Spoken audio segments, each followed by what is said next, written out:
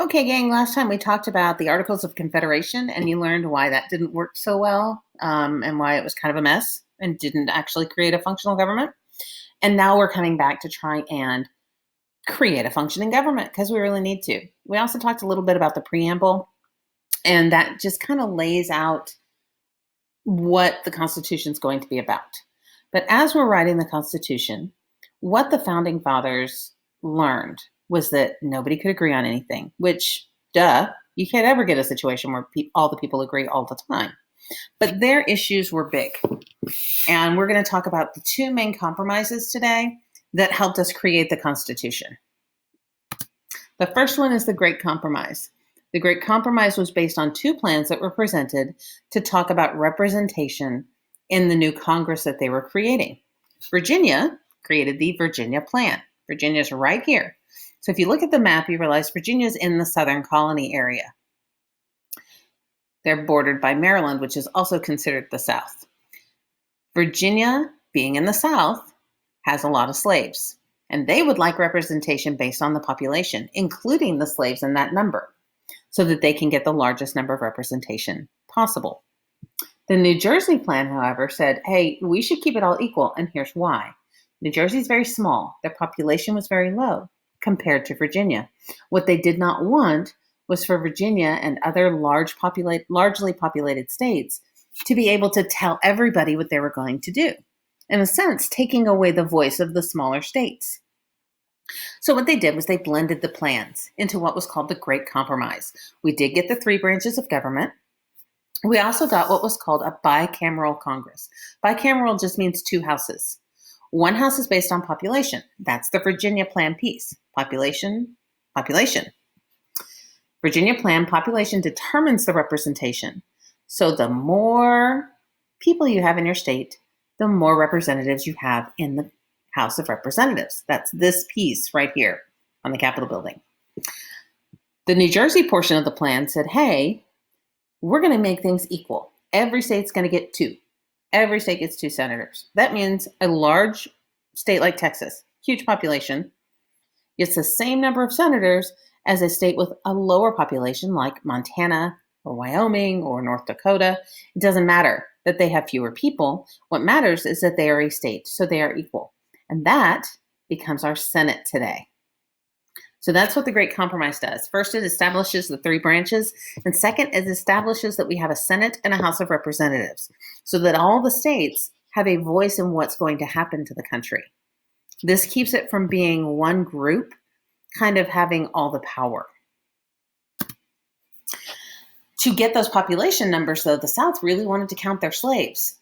Now, remember, to the South, they had argued that these people were property. But if I can count them in my population numbers, I'm going to get more representatives. So that was kind of their theory. The North really said, hey, you can't have it both ways. If you're going to count them for population, then you're going to count them for taxes. And you're going to have to pay more tax based on your larger population. And they had to come up with a plan that everybody agreed on so everybody would sign the Constitution. Because remember, all of this is to get people to agree so that we can change how the government is set up, since we know the old way didn't work. What they agreed to was that 3 out of every 5 slaves could count. Let me say that again. That's why I paused. 3 of every 5 slaves can count. It does not mean 3/5 of one person. It means if I have 5 slaves, I'm going to count 3 of them in my population total so that I can get increased representation and I can increase the taxes. North is happy, South is happy. What this does is it delays the conversation about slavery. The reason the South really didn't want the North to make all the rules and take away their representation was because they didn't want any laws outlawing slavery. The reason the North didn't want the South to have a large amount of representation was they didn't want laws passed that said slavery is everywhere and everybody has to accept it, because they were starting to pull away from slavery. There are 2 sides, though. When you have a compromise, that means you got to have people on both sides. And it didn't completely break down as North and South all the time. Once these big issues were out of the way, then it became really crafting the Constitution in a way that was going to help the country run well. And people disagreed on how to do that. You had side one is the Federalists. Federalists are for federalism. They were for the federal government. So they love the Constitution. They support ratifying or voting yes to the Constitution. You have big names, George Washington, Benjamin Franklin, Alexander Hamilton, James Madison, John Jay. These guys are all Federalists. They believe the Constitution creates a more powerful government, but that it's not so powerful that the people lose their rights, because they were very concerned about that. Madison, Hamilton, and Jay wrote a series of essays published in newspapers and then eventually put together in a book that tells their countrymen exactly what the Constitution is about. They wanted to explain how this was going to work because they figured if we explain it, people will understand and support it as well, and they'll vote for it. And the ultimate goal here is to get the thing passed. We need to ratify it. But you have the other group, the Anti-Federalists. The Anti-Federalists, as the name suggests, anti, are against the Constitution as written. Big thumbs down. They don't like it. They think it's too powerful. And they don't want a government that's too powerful because we had just fought a war to get away from a super powerful government. They wanted one that respected the rights of the people.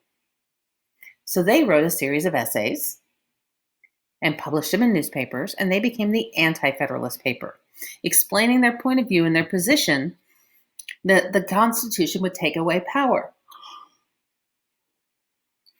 Now, they did have a compromise. We're all about compromises at this point in time. And what they said was, you know what, if you put something in there that protects the rights of the people of the country, we'll sign it. So they demanded the Bill of Rights be added to the Constitution. If you remember, the Bill of Rights is the first 10 amendments, and it protects things like freedom of speech, freedom of the press. It deals with what happens if you're accused of a crime. It deals with the powers between the states and the federal government and who has what power. So they were concerned that if we did not have this, the Constitution would be so powerful, the federal government would have all of the power and the people would have none. So that is the compromises and the two sides that are writing this Constitution. You're going to have a Google form that you need to answer.